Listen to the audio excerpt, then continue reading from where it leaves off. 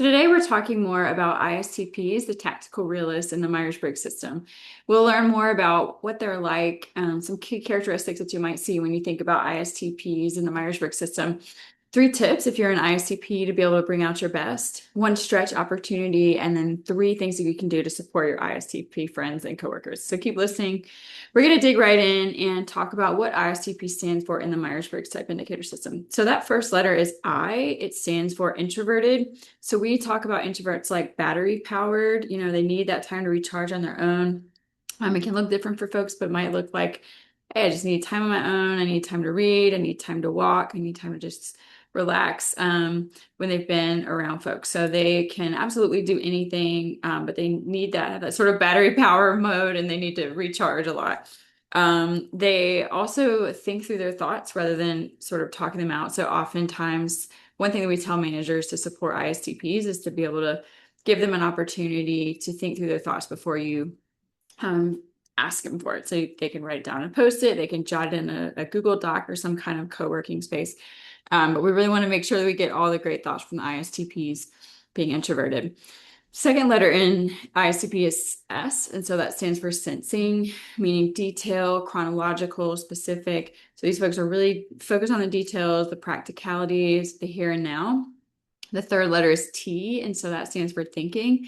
Of course, we all think, we all feel, but in the Myers-Briggs system, this looks like making decisions by logic. So it's rather than stepping into the situation and thinking first about the impact on people, people with a T preference want to step back from the situation, think about a precedent that could be the same for all future situations, and kind of look at it with a logic focus or an ideas focus. So IST, and then that last letter is P. That stands for perceiving in the Myers-Briggs Type Indicator system.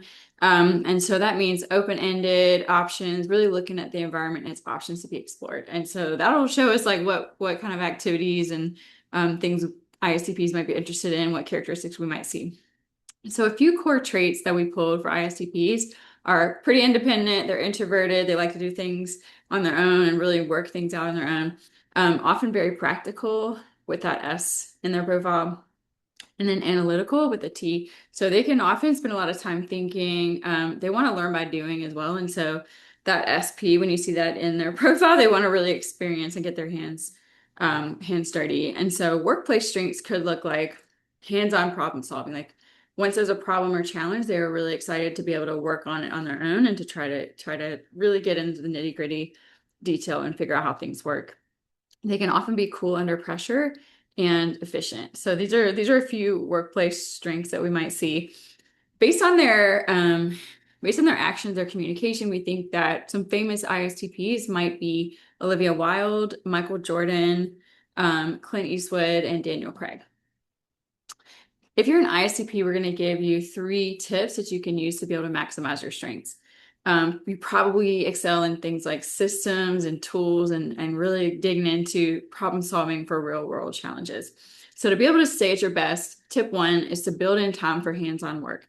We're guessing that you really enjoy getting your hands dirty into the nitty-gritty and really that hands-on work. So make sure that you build in time to be able to do that rather than getting stuck in theory. So if your job or the circumstances in life really require a lot of theorizing, you're not able to get into that action, make sure you build in time to be able to get into action and have that hands-on work, because that'll really help you get energized. Second tip is to keep your independence. I'm guessing you're independent based on some of the amazing ISTPs that I know. So that autonomy can really help fuel your problem-solving drive. So make sure that you are able to maintain that independence and like work, get your hands dirty on a challenge that's practical, and be able to really maximize that autonomy that you probably love.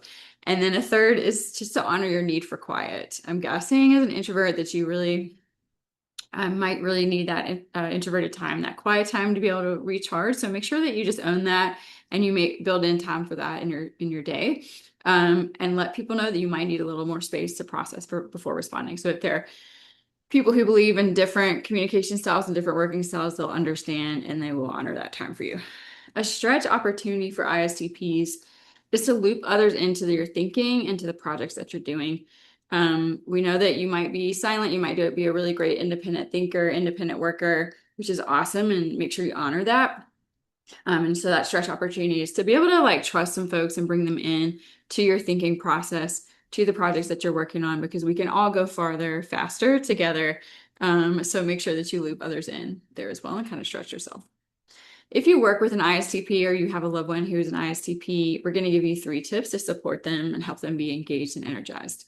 So first tip is to keep it logical. Folks with this thinking preference really prefer logic. They respond best to facts and clarity. And so also if you think about those middle 2 letters, S for sensing, detail-oriented, chronological order, they trust the past and the present.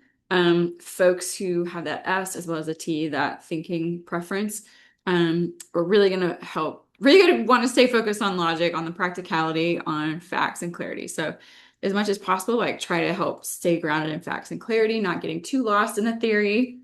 A second tip on being, keeping our ISTP coworkers and friends energized is to minimize meetings. I think some of us might appreciate that. So respect their time, give them space to work on their own. So whatever it is you need to get them involved in, they're probably really excited about getting into action and really getting their hands dirty and kind of knocking out some really practical projects.